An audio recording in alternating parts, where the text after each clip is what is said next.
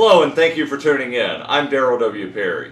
In local news, the New Hampshire Liberty Party filed a slate of electors with the Secretary of State, allowing voters to cast a write-in vote for none of the above, or NOTA. New Hampshire is one of 10 states without declarations of intent for write-in candidates, which means that all write-in votes are supposedly valid. However, in practice, the Secretary of State does not always tabulate write-in votes and generally lists them as scattered. Federal law requires jurisdictions with presidential electors to tell the National Archivist the exact number of votes received by each qualified candidate for presidential elector. The NHLP hopes to bring these laws to the attention of the Secretary of State and will ask for a complete tabulation of all write-in votes. Other NHLP candidates include Ian Freeman for State Rep in Cheshire 16, and myself as a candidate for Cheshire County Register of Deeds and as a write-in for Cheshire County Register of Probate. And now, video highlights from the Cheshire County Candidates Forum that was held on October 16th at Keene Library's Ruth Huntress Auditorium.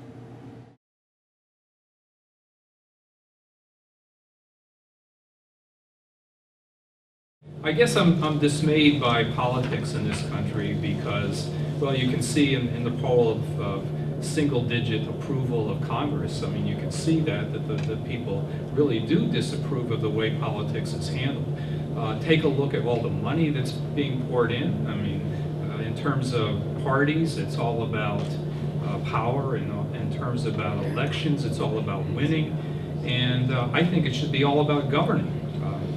And from that perspective, I guess I'd like to say that I really don't like to pin a label on myself, whether that's Republican or Democrat or Libertarian or Conservative or Tea Party or Liberal or whatever it is, because I think once you pin an identity on yourself, then you have to stand behind it, and everything that you then think has to go along with that.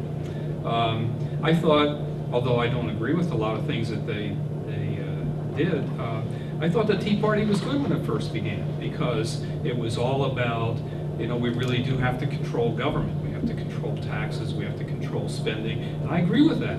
But then it became a catch-all for every other conservative group out there, every social conservative group, and hence I think it lost its credibility. But I do like the idea of additional parties. I've always supported multiple parties because that's the way to get messages out there. So from my standpoint, it's, you know, how can you best govern? And one thing that... Name's Hardy Maisha, running for U.S. Congress, District 2, against Charlie Bass and Ann Custer. I'm a small business owner. I have a software development company that creates iPhone apps and Android apps. I've been doing this for 19 years now.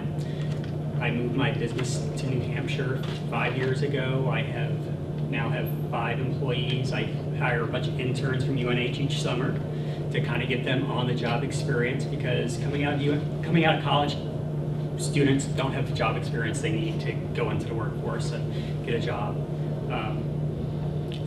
Doing that. So I'm running as a libertarian. So for those that don't know what a libertarian is, libertarians believe in basically they're socially accepting and fiscally responsible, so fiscally conservative. So we need to balance the budget. We can't afford a $1.3 trillion deficit year after year. We can't afford a $16 trillion debt. And I'm not going to get up here and blame it just on Obama, because the Republicans and Democrats are both equally to blame for this. The Republicans probably gave us $7.5 trillion, Democrats $8.5 trillion, whatever, but they're both equally to blame for it. And now our debt is 100% of our GDP. So that's usually a pretty big warning sign in most countries, whether it's Portugal, Spain, Greece, that our economy is going the wrong direction, our government's going the wrong direction. When I got involved in politics in 1992 with Ross Perot. And what I liked about Ross Perot is he was up there, he was saying things that he was different from the Republicans and the Democrats, and he was focused on balancing the budget. All the same issues from '92 still apply to us today. We still need to balance the budget. So what Ross Perot did, though, when he got included in the debates, was he focused the issue on balancing the budget. And what happened was we had a Republican Congress and President Clinton who ended up balancing the budget for us. And this is, okay. All right, so now we'll open it up to questions. Okay, so Marty, if you're elected, what will be your highest priority? Balancing the budget. So I have three priorities. So the first one is we need a balanced budget. We need a balanced budget in 2013, not a balanced budget in 30 years or 40 years, like the Paul Ryan plan. Republicans are like, oh, we need a balanced budget. They're full of it. They're not going to balance the budget anytime soon. They're just going to keep spending like they have been spending. So balanced budget, end the wars. We need to bring the troops home. That's all the wars, every place we're at. We need to cut the budget 43%. And to cut the budget 43%, we need to look at all the programs, and that's social programs, and that's military too. So if we cut the military spending by 43%, which is what would be needed to balance the budget, that would take us all the way back to 2003 levels. So I think we were safe enough in 2003 that we probably can figure out a way to cut 43% out of the military budget to get to a balanced budget, so that we don't have a collapsed economy. Because if our economy collapses, or we hit hyperinflation, or just superinflation, then we're not going to be able to even to afford to take care of the people that need taken care of, whether that's Medicare, Medicaid, Social Security. We need to take care of the problem of the budget right now. Running for governor, this is my 4th time running. Gained a lot of experience during the decades runs of my governorship process. I bring a lot of experience to the table that the other candidates don't have. Although I do have several Supreme Court cases, I am not a lawyer. My opponents are lawyers. I'm a fire chief, I'm an emergency medical technician, I've been in engineering, I've designed computer chips in the early 80s, I've ran several different businesses, consulting practices, and greenhouse operations. I'm currently doing farming and researching into alternative energies. I've just recently installed a large solar panel at my house in Grafton, and this is my second house that I had solar. My other house back in the 80s had solar also. So I'm a proponent of being independent in more ways than one, especially energy independence. And as governor, I want to make sure all the citizens have the ability to be independent of not only foreign influences, but also influences from the federal government, so they can live their lives freely as they see fit. All right, so we'll get into the questions then. Okay. If elected, what will be your highest priority for the state of New Hampshire? My highest priority is to make sure we have a business environment that allows businesses to operate freely with the amount of regulations to ensure consumer protection. The reason why we want business to operate freely is we want businesses to hire people, and we want to reduce the burden that businesses have in hiring that employee. Currently, we have a lot of oversight from various different agencies. I was talking to a farmer last month where Department of Labor heavily weighed on the side of the employee for an injury that was trivial, but basically punished the farm operation. And so we have to have a fair balance in this. We have to have people that want to work, encouraged to work, so that our social service systems are not overly burdened. And to do that, we have to have the environment where people can do that without government watching closely over their backs.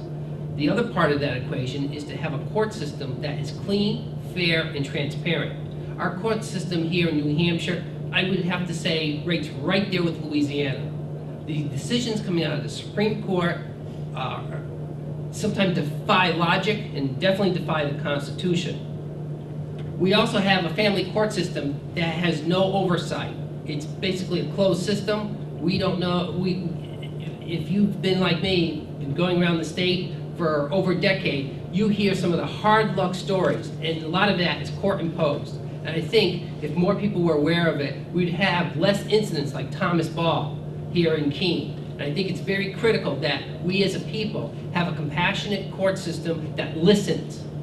And I feel that's not happening right now. We need to change that environment. And that's why I am fully in favor of Constitutional Amendment Question 2, which is to have oversight of the court. so that the legislature, when they need to see something, they can sit there, overlook it, and make the proper correction so that the judicial can't go off their merry way. And what is your position on medical marijuana? Being an EMT, I see people suffer under pain, especially under such narcotics as oxycodone. Those are terrible, hardcore narcotic drugs. In fact, it has created their own black market. And yet I have friends who've gone to jail for marijuana, for pain that they have in their hip, but it solves their problem. I've seen people in other aspects of pain. I think it's criminal for this society to use law enforcement for medical issues. And if I was governor, I would have medical marijuana passed with the least amount of restrictions. Would you support a state income tax for the residents of New Hampshire? No, I would not support a state income tax for residents of New Hampshire. To me, it's a moral issue. If the first nickel I make goes to the government, then I am a slave of government. The first nickel I make should go to me so that I can determine what charities I want to support to help the people I want to help. Now, before somebody accuses me of being a selfish person, I volunteer a lot of my time. I'm a volunteer fire chief, a volunteer EMT, I volunteer in the community. I do this because I feel part of the community. But the day that comes when somebody points that invisible gun at me and say, "You will give," is the day I stop giving to society. I want my efforts to society to be voluntarily, that we engage in voluntary cooperation. When you have somebody force you, it's no longer voluntary, that's outright theft, and I firmly believe that, and that is a moral issue with me. Good afternoon. So my name is Anna Tilton. I'm presently running for Register of Deeds for the Cheshire County Registry of Deeds office. I was elected Register of Probate 6 years ago on the promise that I would make that office more efficient through better use of technology, increased customer service, through some educational outreach. And I believe I accomplished those goals that I promised, but the New Hampshire legislature in the last session eliminated the position of Register of Probate in the reorganization of the courts. It was an unconstitutional and illegal activity, but unless somebody challenges it, that's where it stands. So I presently have 0 responsibilities as Register of Probate. Several friends of mine asked me to consider running for Register of Deeds. They mounted a write-in campaign, and now I'm on the ballot for Register of Deeds. I think as a probate, the deeds office can really use an update in the technology that they use in their office. The advances of technology are such that people go online, they expect to be able to access records online. Businesses expect to be able to file records online, and the Cheshire County office has none of those capabilities presently. So the incumbent has been in office for 38 years. She's been working at the office for 41 years. There's seldom been a challenge to her with another candidate option on the ballot. If voters wish to keep her, that's fine. I'm just also giving them another option to vote. Hello, my name is Daryl W. Perry. I'm the Libertarian candidate for Register of Deeds. I decided during the month of May that I would challenge Evelyn Hubble, who is not here today, because I noticed that she had been in office for 19 terms, 38 years, and for at least the last dozen years she's run unopposed as both a Republican and a Democrat on the general election ballot. I wanted to give voters another choice, and during the September 11th primary, Anna Tilton wound up becoming a third choice. So when I initially decided to run, it was just going to be a 2-person race. And I was just hoping that Evelyn Hubble would not be on the ballot twice. That way it would actually be a fair election to where each person is listed one time. There are now 3 candidates, so I think the voters have a very good choice. And there's 3 candidates to choose from. I'm running on a simple 2-plank platform. First, if elected, I will lobby the state legislature to abolish the position. I believe that the city clerks, the town clerks, and the county treasurers are already sharing a lot of the information that is kept by the Register of Deeds. So the Register of Deeds position could be eliminated, saving the taxpayers in each county at least $54,000 a year. In Cheshire County, the Office of Register of Deeds has a total budget of over $350,000. So you multiply that times 10 and you're talking $3 million annually being saved by taxpayers. The second plank of my platform is, if elected, I will return half of my paycheck to the treasurer on the condition that it is donated to charities of my choice. I do agree with Ms. Tilton that electronic filing is something that definitely needs to be implemented, but you do not need an elected official to oversee that. All right, do you believe the government is too big, too small, or just right, especially Cheshire County government? I believe that every government that exists anywhere in the world is too big. They all need to be either reduced substantially or in some cases eliminated. I've been very active throughout my life, and I've lived in Keene since I was 4, as my dad was, and my granddad, and my mother, and my grandmother. One of the things was hammered into me that whether you succeed or not, it's probably your success is based on the community you live in. Keene is a great community. Cheshire County is a great community. It's been good to the Robertsons, and the Robertsons have tried to be good to it. I've headed the United Way. I've been on the Y board. I've been on the Salvation Army board. I've been in the City Council. I've been in the Keene School Board. I've been on the Keene Planning Board. I've worked on practically every drive there's ever been in this town. I spent a year, one night a week, sleeping and talking on the phone at the suicide prevention people. I've volunteered everywhere. I've had great employees. They treated me well. I treated them well. I've tried to live up to the parents I had who hammered into me and my brother and sister early that what we have, we got because of our customers and our employees and our fellow citizens. And that's why I run for office. That's why I've served. That's why I listen. That's why when I disagree with somebody, I tell them so, etc. Can you go ahead and let everybody know what your name is? I'm Tim Robertson. I'm running in Ward 3. I've been in the legislature from at large and from Ward 5. I moved to get away from a staircase because my wife has problems with her hips. Great, thank you. Okay. All right. Well, thank you for moderating this. Thank you everyone that showed up. I really appreciate that the local TV station is going to air this. My name is Keith Carlson. I'm also running for Keene Ward 3. And likewise, my family has been in this area for generations, and I really appreciate that. And all that this area has done for my family over the years, whether it's been the factory that they've owned, or it's been the houses or the beach house or whatnot. Also, I would like to just talk about what I want to do. I would like to run for state rep, I'd like to win, and then I would like to cut your taxes. I would like to give you more freedom, more free time, cut the county taxes, the city taxes, the state taxes, and of course improve the economy and lower the cost of your health care. Thank you. Thank you, and I'm kind of surprised there's so many people here. Thank you for coming. But of course we have the TV audience.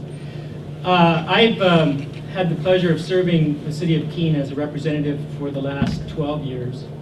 And I have come to really appreciate the wonderful progressive community. I think the very frugal and careful government. I believe government serves a purpose.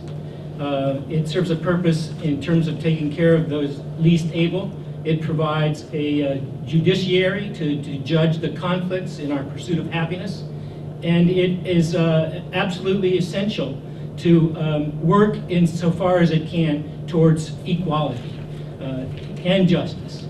And it seems to me that the people who are proposing to end government by ending taxation are people who would love to have it handed over to the people who have the money. And I've seen too much abuse. We saw what happened on Wall Street in 2008. Most of us have come to the conclusion that regulation is absolutely essential in a capitalist system. And I think that I would call myself a New Deal liberal, I guess, would be the best description, probably to the left, pretty far to the left of the Democratic Party today. I should have said I'm a Democrat, small d Democrat, more than a big D Democrat. Chuck, we live at 28 Damon Court, Keene, and have for the last 33 years. I've been in New Hampshire since 1972. I was a college professor at Keene State.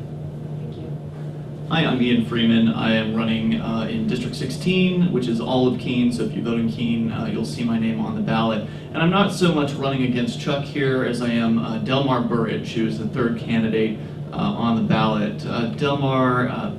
If Delmar were actually here, and he's not, I'm sure Chuck and I would have a major disagreement with him, and that is on the war on drugs. Delmar has advocated publicly for the war on drugs. He's a former police officer. And he has also advocated that people snitch out their friends who might be using, say, medical marijuana, for instance, to handle some sort of a problem. So I just want to make sure that that's put out there, that Delmar Burridge is not a friend of this community. He wants to continue locking peaceful people up in cages across New Hampshire. Just a little bit more about me. I'm an activist. I've been active for quite a number of years here in Keene, moved back in 2006. And I think that New Hampshire has a bunch of problems, but one of the biggest problems that New Hampshire has is the federal government. And they continue to kill people around the world. They continue to aggress against peaceful people all across this country. And I really don't see any benefit to having them around, so one of the most important issues to me is to secede as soon as possible and in a peaceful manner from the federal government. If elected, what will be your highest priority? Thank you. And by the way, thanks for putting this on. It's been great. Highest priority, I think, as I mentioned, the federal government. It taxes people and then it uses that money to destroy innocent life across the world. It regulates businesses into the ground. It drives them away from this country. And I mean, there's so much damage. We all are very familiar with what the federal government does to people. I think that we have no benefits from the federal government. New Hampshire, spends a bunch of money into the federal government and is just controlled as a result of that. So I think we'd be better off on our own. We could be an independent country and open, trade to the rest of the world and get along just fine and be able to take care of ourselves much better because we could keep all of our money here in this community instead of having a bunch of killers and bureaucrats in the federal government take it from us. So Ian, what is your preferred tax policy? I'm a voluntarist. That means I believe that all human interaction should be on a consensual basis, and I think that taxes are generally not based in consent, that I think that humans should be interacting consensually, so therefore I can't support any sort of taxation. I believe that we ought to have fair taxation based upon the ability to pay. I have sponsored several income tax bills, including a homestead exemption. I've supported Mr. Robertson's attempt to get rid of this constitutional provision which makes it impossible to get progressive taxes in New Hampshire. I'm also, I've already filed a bill to increase gas taxes, I think 10 cents per year, to pay for our bridges and highways because I think it's a community responsibility. And I think it's irresponsible for us to put off the necessary maintenance on important parts of our infrastructure. So I will support a gas tax, which unfortunately is regressive, but I will do my best to turn the tax picture around to make it fair based on the ability to pay. If there's a good community program like a bridge or helping poor people or whatever it is we're talking about, then people will support those programs voluntarily, as I do when I give money to local charities.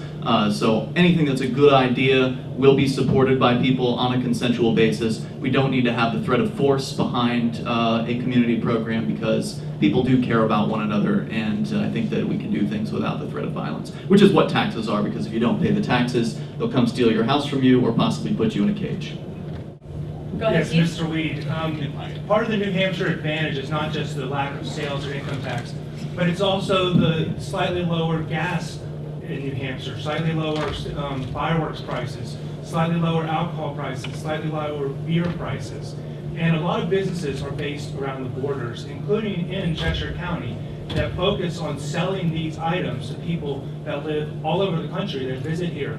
And so why are you proposing both an increase in the beer tax and the gas tax when that will it'll close companies, it'll make people lose their jobs, it'll hurt the economy? Why are you proposing to do that to Cheshire County? That question sounds just like the people who wear orange badges to testify against me when I propose a tax every time I've done it. I proposed a luxury sales tax based on the ability to pay. But I think I do that because I understand that there's a community responsibility to fund necessary services. And I think it's a tragedy that we suck the Vermonters and the Massachusetts and the Maine people over here to buy our cigarettes and to buy things at a little cheaper price. And it helps our state to do that. I think it's crazy.